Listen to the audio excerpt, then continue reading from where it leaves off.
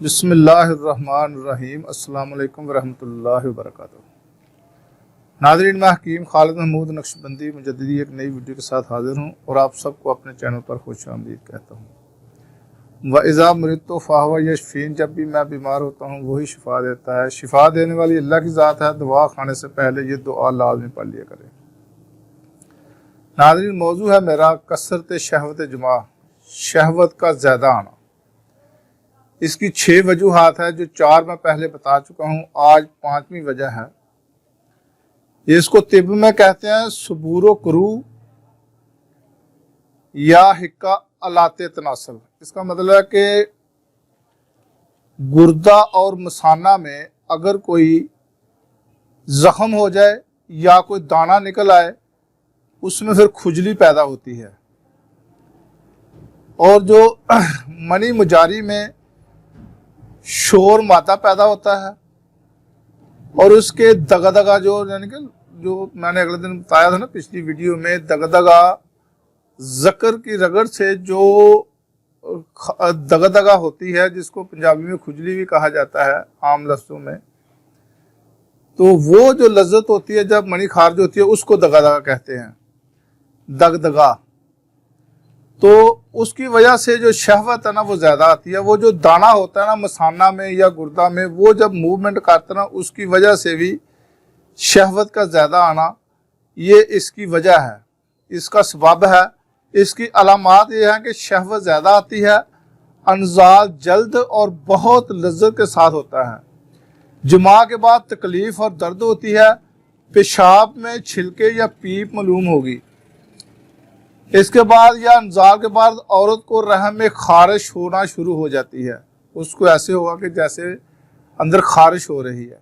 ये इसकी अलामात है ये इस बीमारी के लिए। ये 5वीं वजह है कि आलाते तनासल जो होते हैं उसमें अगर कोई दाना या कोई अंदर ज़ख्म हो जाए पीपदार, तो उसकी वजह से भी ये मसला पैदा होता है और इसकी तशख़ीस करना थोड़ी सी मुश्किल है।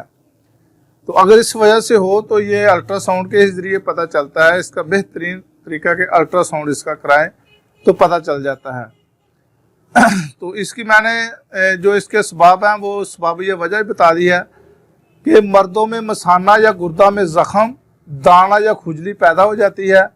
अदिया मनी मुजारी में शोर मादा पैदा हो जाना और उसके दगा की वजह से शहवत का ज़्यादा होना, ये इसकी वजह है, सबब है इसका। और इसकी अलामात जो हैं वो भी मैं पहले बता दूँ कि शहवत ज़्यादा आती है, अनजाल बहुत जल्द होता है, बहुत ज़्यादा लज्जत के साथ, लेकिन जुमा के बाद मर्द को तकलीफ़ होती है और दर्द भी होती है। पेशाब में छिलके या पीप महसूस होती है क्योंकि वो अंदर ज़ख्म होता है, फिर वो पेशाब के ज़रिए जो है ना वो पीप आना शुरू हो जाती है, या अगर छिलके भी निकलना शुरू हो जाते हैं। इसकी सबसे बड़ी वजह यह है कि जब इंजाल होता है तो औरत के रहम में खारिश पैदा होना शुरू हो जाती है और वो उससे भी तशख़ीस हो जाती है। इसकी जो दुआ है, ये सबसे पहले तो ये है कि लाब इसबगोल 4 माशा पानी में भिगो कर इसका जो है ना लाभ निकाल लें इसबगोल का। तुखम खुरफा स्या 5 माशा, तुखम काहू 3 माशा, तुखमे खशखा सफ़ेद 7 माशा, अरके मुरक्कब 12 तोला।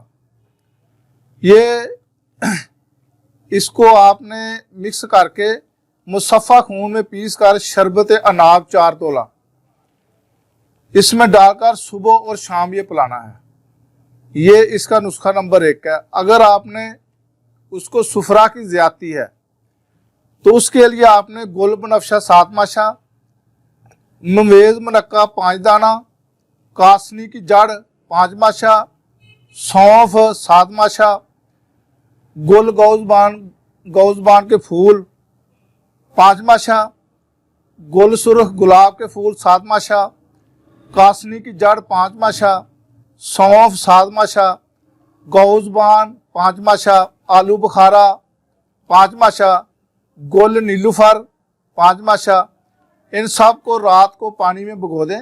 ये जितनी दुआएं हैं सुबह को इसको माल छान कर, कोई गर्म नहीं करना है इसको, इसको कोई आग पर नहीं रखना, पानी को 12 घंटे जब भिगो देना, सुबह इसको अच्छे तरीके से माल लेना हाथों से, तो बारीक कपड़े से इसको छान लें। इसमें गुलकंद आफ्ताबी यानी कि जो आफ्ताबी गुलकंद होती है गुलाब की, वो आपने 4 तोला में मिलाकर इसको आपने पिलाना है, इससे भी काफ़ी फ़र्क पड़ेगा। ये सुबह के वक़्त का अमल है। और शाम के वक़्त सौंफ 7 माशा, मुवेज़ मलक्का 9 दाना, गुल सुर्ख 7 माशा, आलू बुखारा 5 दाना, इन तमाम को पानी में पीस कर शरबत नीलोफर 4 तोला मिलाकर शाम को पिला दे। 9 दिन तक ये सुबह शाम पिलाएंगे तो इंशाल्लाह ताला इससे काफ़ी फ़र्क हो जाएगा। 9 दिन के बाद इसको आपने तरंजबीन खरासानी 4 तोला, शीरे खश 3 तोला में मिलाकर ये आपने इसको जलाब दें। उसको जब जलाब आ जाएंगे तो उससे काफ़ी अंदर की जो गंदगी है ना वो काफ़ी खारिज हो जाएगी। इसके बाद सर्द पानी में बैठाना मरीज को, और जो कजीब का उसको भी सर्द पानी में धोएं, उसकी जान के ऊपर पानी डालें, इससे भी काफ़ी फ़र्क पड़ जाएगा।